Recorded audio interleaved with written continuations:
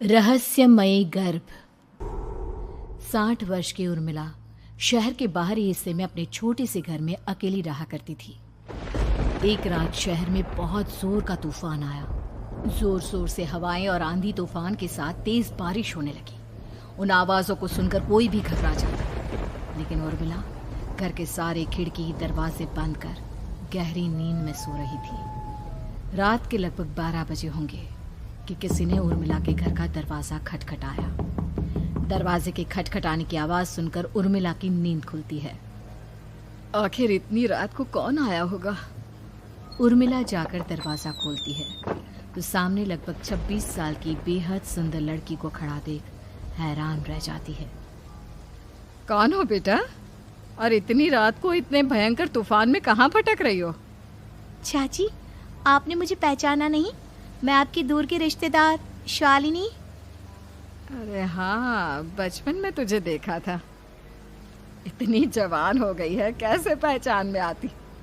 लेकिन तू यहाँ क्या कर रही है, और वो भी ऐसी अंधेरी तूफान भरी रात में? उर्मिला की बात सुनते ही शालिनी की आंखों से आंसू बहने लगे।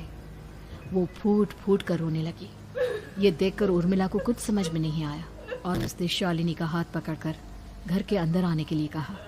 जैसे ही शालिनी घर के अंदर रोशनी में आई, उर्मिला की नज़र उसके पेट की तरफ गई, जिसे देखकर ये साफ पता चल रहा था कि वो प्रेग्नेंट है। अरे, तू तो पेट से है। ऐसी हालत में इतने भयंकर तूफान में आधी रात को बाहर भटक रही है। आखिर बात क्या है बेटा, मुझे सब कुछ साफ साफ बता। क्या बताऊं चाची, ये सब जिसकी वजह से हुआ है उसके बारे में बताने में भी मुझे शर्म आती है। मैंने घर वालों की मर्जी के खिलाफ जाकर एक लड़के से शादी कर ली थी, पर वो शादी के 1 महीने बाद ही मुझे छोड़कर चला गया। छोड़कर चला गया का क्या मतलब? क्या उसके साथ कोई हादसा हो गया? नहीं, उसे कोई दूसरी लड़की पसंद आ गई और मेरी प्रेगनेंसी की खबर सुनते ही उसने मुझे बेसहारा छोड़ दिया। उसके बाद मैं अपने घर गई, लेकिन माँ पापा ने मुझे घर में कदम तक नहीं रखने दिया। तभी मुझे आपकी याद आई। कोई बात नहीं, कोई बात नहीं, तुमने यहाँ आकर अच्छा ही किया। एक काम करो, तुम आराम करो। वैसे भी ऐसी हालत में इतना घूमना फिरना और इस तरह आधी रात को बाहर भटकना ठीक नहीं होता। प्रेग्नेंट औरत को आधी रात को घर से बाहर नहीं निकलना चाहिए। बुरी आत्माएं उस पर अपना असर दिखा सकती है। और इतना कहकर उर्मिला ने शालिनी को एक दूसरे कमरे में जाकर आराम करने के लिए कहा। लेकिन जैसे ही शालिनी अपने कमरे में जाने लगी, अचानक से उर्मिला ने उसे रोक लिया। एक बात बताओ बेटा, तुम्हारा कौन सा महीना चल रहा है? पेट देखकर तो लगता है कि लगभग 6 महीने पूरे हो गए होंगे। उर्मिला की बात सुनकर शालिनी के होठों पर मुस्कुराहट आ गई। चाची जी, अभी सिर्फ 1 ही महीना हुआ है। शालिनी की बात सुन उर्मिला दंग रह गई। उसे समझ में नहीं आ रहा था कि प्रेगनेंसी के पहले ही महीने में शालिनी की हालत ऐसी क्यों थी। लेकिन फिर उसने बात को नज़रअंदाज कर शालिनी को आराम करने के लिए कहा और खुद भी कमरे में जाकर सो गई। अभी कुछ ही घंटे बीते थे कि अचानक से एक बच्चे के बड़े ही अजीबोगरीब बेढंगे तरीके से रोने की आवाज़ें उर्मिला के घर में गूंजने लगी। उन आवाज़ों को सुनकर उर्मिला की नींद फिर से खुलती है। ये अचानक बच्चे के रोने की आवाज कहां से आने लगी? उसने उठकर चारों तरफ देखा, पर वहां उसे कोई नजर नहीं आया। उर्मिला घबराते हुए शालिनी के कमरे में गई तो वहां उसे कमरे की दीवार पर एक बेहद खौफनाक साया नजर आया, जिसे देखकर उर्मिला बुरी तरह से घबरा गई। आखिर ये सब क्या हो रहा है? शालिनी, शालिनी उठो! उसने जोर जोर से आवाज देकर शालिनी को जगाने की कोशिश की, लेकिन ऐसा लग रहा था जैसे उसकी आवाज शालिनी तक पहुंच ही नहीं रही थी। कमरे की दीवार पर एक बहुत बड़ा और बेहद डरावने दिखने वाले इंसान का साया और एक बच्चे के अजीबोगरीब ढंग से रोने और चीखने की आवाजें अब उर्मिला को ज्यादा डराने लगी थी। उर्मिला को शालिनी की चिंता सताने लगी और उसने पूरी ताकत के साथ चीख कर शालिनी को आवाज लगाई, शालिनी! तभी अचानक सब कुछ एकदम पहले जैसा हो जाता है और उर्मिला की आवाज सुनकर शालिनी की नींद खुलती है। क्या हुआ चाची, आप इतनी तेज क्यों चिल्ला रही हैं? अब ठीक तो है ना? अभी अभी मैंने तुम्हारे कमरे में कुछ अजीब सा देखा। तुम ठीक हो ना शालिनी? मुझे यहाँ एक बच्चे के रोने की आवाज़ें आ रही थी। लगता है आपको मेरी कुछ ज़्यादा ही चिंता हो गई है। आपने मेरी प्रेगनेंसी के बारे में कुछ ज़्यादा ही सोच लिया होगा। मैं एकदम ठीक हूँ, आप आराम से सो जाइए। इतना कहकर शालिनी ने उर्मिला को फिर से अपने कमरे में जाने के लिए कहा और खुद भी जाकर सो गई। पर अब उर्मिला की आंखों से नींद गायब हो चुकी थी। अगली सुबह जब शालिनी उठी तो वो सीधा उर्मिला के पास आई। गुड मॉर्निंग चाची। तभी अचानक उर्मिला की नज़र शालिनी के पेट पर पड़ती है, जिस पर नीले रंग से एक अजीब सी आकृति नजर आ रही थी। शालिनी, ये तुम्हारे पेट को क्या हुआ?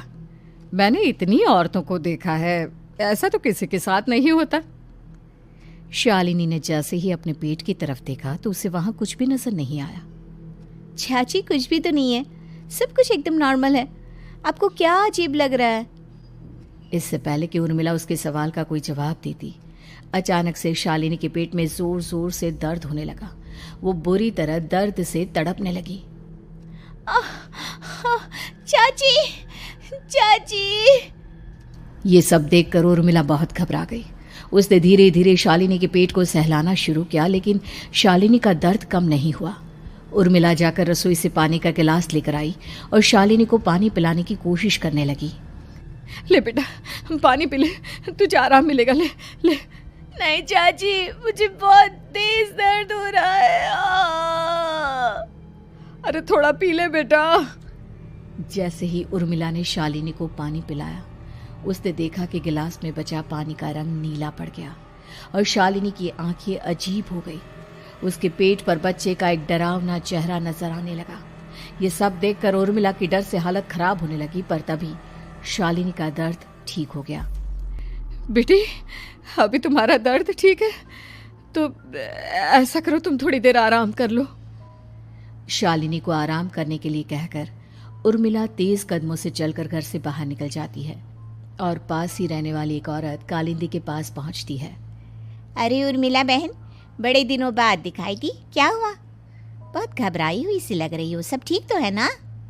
क्या बताओ कालिंदी बहन, मेरी एक दूर की रिश्तेदार आई हुई है।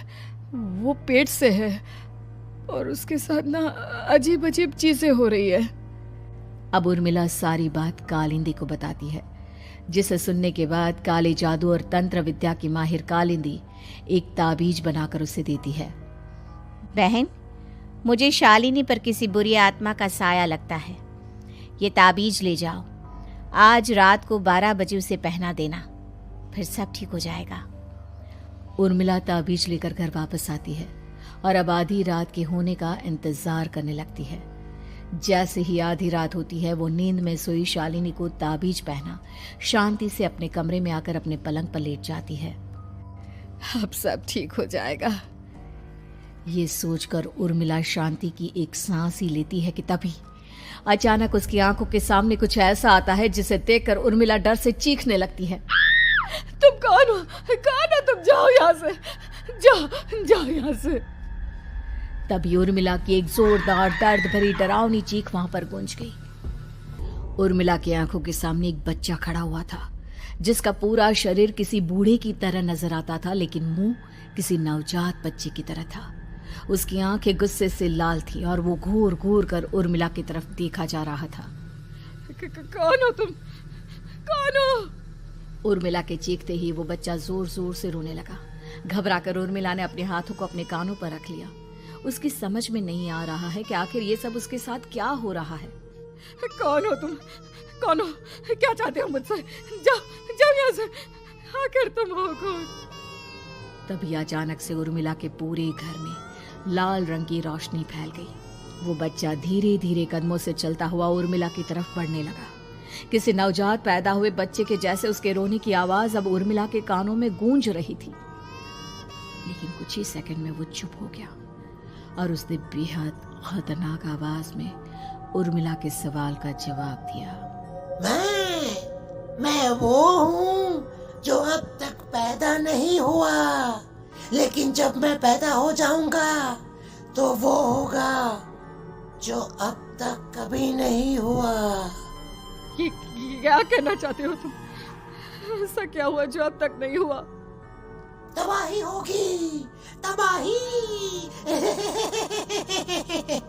सब कुछ खत्म हो जाएगा और ये जो लड़की मुझे जन्म देने वाली है, मैं उसका खून पी जाऊंगा, सारा खून। उस बच्चे की बात सुनते ही उर्मिला बुरी तरह घबरा गई। उसका एक बुजुर्ग आदमी जैसा शरीर, एक नवजात बच्चे जैसा चेहरा, ये दोनों ही बातें उर्मिला की समझ से बाहर थी। तभी वो बच्चा अचानक गायब हो गया। घर का माहौल फिर से पहले जैसा हो गया। लाल रंग की रोशनी भी अब गायब हो चुकी थी। उर्मिला दौड़कर शालिनी के कमरे में पहुंची, जहां वो गहरी नींद में सोई हुई थी, पर उसके गले का ताबीज गायब हो चुका था। उठो उठो शालिनी, उठो बेटा, मुझे तुमसे जरूरी बात करनी है। अरे चाची क्या हुआ? इतनी रात को आप परेशान क्यों कर रही हैं? सब ठीक है ना? अभी जब तुम सो रही थी ना, तो मैंने तुम्हारे गले में एक ताबीज पहनाया था। कहाँ गया बेटा, बताओ मुझे। शालिनी ने चारों तरफ अपनी नजरें घुमाकर देखा, लेकिन वहां पर कोई ताबीज नहीं था। वह हैरानी से उर्मिला के चेहरे की तरफ देखने लगी। उसे समझ में नहीं आ रहा था कि आखिर उर्मिला किस ताबीज के बारे में बात कर रही थी। नहीं चाची, यहाँ कोई ताबीज नहीं है। लगता है आपने कोई बुरा सपना देखा है। मैंने कोई बुरा सपना नहीं देखा। खैर छोड़ो, तुम अब सो जाओ, कल सुबह बात करते हैं। डर और घबराहट की वजह से उर्मिला की आंखों से नींद तो जैसे बिल्कुल गायब हो गई थी। अगली सुबह उर्मिला बिना कोई देर किए गांव के बाहर एक छोटी सी झोपड़ी में रहने वाले बूढ़े पंडित के पास पहुंची। पंडित जी, मेरी मदद कीजिए। अरे आओ आओ उर्मिला, क्या हुआ? सब ठीक तो है ना? क्या बताओ पंडित जी, बहुत बड़ी मुसीबत है। मेरी दूर की एक रिश्तेदार लड़की पेट से है और उसके साथ बहुत डरावनी चीजें हो रही है। कल रात को तो एक अजीब सा दिखने वाला बच्चा मेरी आंखों के सामने आकर खड़ा हो गया था। ये तुम क्या कह रही हो? मुझे साफ साफ बताओ कि आखिर तुमने क्या देखा? उर्मिला ने अपने साथ हुई बीती रात की पूरी घटना पंडित जी को बताई, जिसे सुन पंडित जी के माथे पर चिंता की लकीरें उभर आई। अनर्थ होने वाला है, अनर्थ। बरसों पहले भी उस हैवान ने एक लड़की के पेट से जन्म लिया था और उसके बाद उस शहर को पूरी तरह से तबाह कर दिया। कैसी विपदा पंडित जी, कैसे बात कर रहे हैं आप? बताइए मुझे, और इसका उपाय क्या है? इसका उपाय तो है, लेकिन बहुत कठिन है। हो सकता है कि उस उपाय को करने के दौरान तुम्हारी जान भी चली जाए। मुझे मेरी जान की कोई परवाह नहीं, पर आप जिस तबाही के बारे में बात कर रहे हैं, बस वो नहीं होनी चाहिए। लाखों लोगों की जान बचाने के लिए मैं कुछ भी करूंगी। तो ठीक है, मेरी बात ध्यान से सुनो। बरसों पहले एक भयानक तांत्रिक ने अपनी तंत्र क्रिया के जरिए एक मासूम लड़की के साथ रिश्ता बनाकर उसके पेट से जन्म लिया था। इस तरह से वो अपने जैसे लोगों की संख्या इस दुनिया में बढ़ाना चाहता था। आपके कहने का मतलब है कि शालिनी के पेट से भी उस शैतान को जन्म लेना है, इसलिए उसने उसके साथ ये सब किया है। ठीक पहचाना तुमने।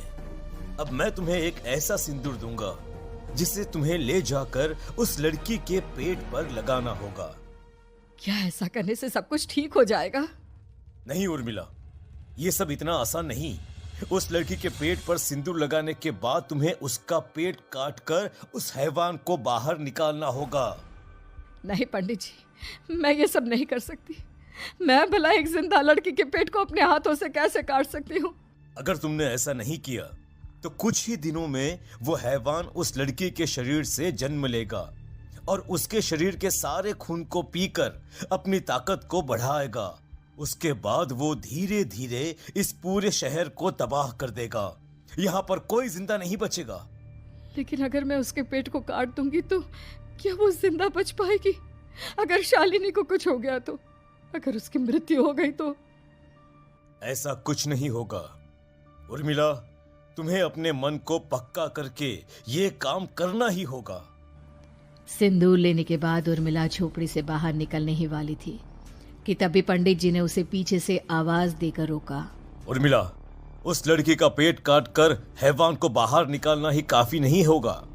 तुम्हें ध्यान रखना होगा कि ये सब करते हुए उस बच्चे का जो आधा बूढ़े का शरीर है उस पर सिंदूर की एक बूंद भी ना लगने पाए, क्योंकि अगर ऐसा हुआ तो वो तुम्हें और बाकी सबको कच्चा खा जाएगा। पंडित जी की बात सुन उर्मिला की आंखें फटी रह गई और उसके शरीर में डर की लहर दौड़ गई। फिर भी उसने हिम्मत की। ठीक है पंडित जी, मैं पूरी कोशिश करूंगी कि मैं उस हैवान को वहीं के वहीं खत्म कर पाऊं। इसके बाद उर्मिला तेज कदमों के साथ घर वापस आती है। दिन बीतता है, रात का अंधेरा छाने लगता है। शालिनी खाना खाकर सोने चली जाती है और उर्मिला लगातार उसके गहरी नींद में सो जाने का इंतजार करने लगती है, जिसके बाद उर्मिला दबे कदमों से शालिनी के कमरे में पहुंच गई। मुझे ये करना ही होगा। अब उर्मिला ने धीरे धीरे शालिनी के पेट पर पंडित जी का दिया सिंदूर लगाना शुरू किया। उर्मिला के हाथ बुरी तरह से कांप रहे थे। उसके एक हाथ में चाकू था जिससे वो पेट काटने वाली थी। उर्मिला ने एक नज़र शालिनी के चेहरे की तरफ देखा और फिर डरते हुए उसके पेट पर चाकू चलाना शुरू किया। कमाल है, मैं इसका पेट काट रही हूँ और ये आराम से सो रही है। इसे दर्द नहीं हो रहा क्या? तभी अचानक उर्मिला के कानों में बच्चे की रोने की आवाज़ सुनाई देने लगी। उसने घबराकर चारों तरफ देखा पर वहां पर कोई नहीं था। बस रोने की आवाज़ लगातार आ रही थी। उर्मिला बिना रुके लगातार शालिनी के पेट को काटती रही। उसे इस बात का भी ध्यान रखना था कि सिंदूर बच्चे के बूढ़े आदमी वाली शरीर के हिस्से पर ना लगे। कुछ ही देर में वो हैवानी बच्चा उर्मिला के हाथों में था। उसने बड़ी ही सावधानी से उस बच्चे को बाहर निकाला और पंडित जी के कहे अनुसार उसे घर से दूर जलाने के लिए ले गए। पर तभी उसके सामने वही बूढ़े शरीर और बच्चे के चेहरे वाला बच्चा आ गया। अपनी गोद में और सामने भी बच्चे को देखकर उर्मिला हैरान रह गई।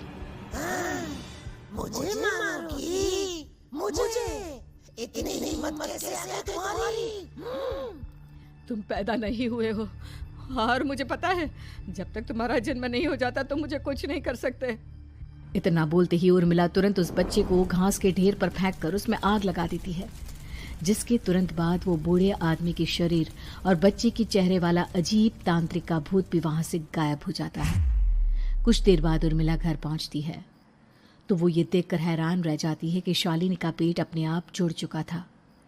शुक्र है भगवान का और उन पंडित जी का, अब सब ठीक हो जाएगा।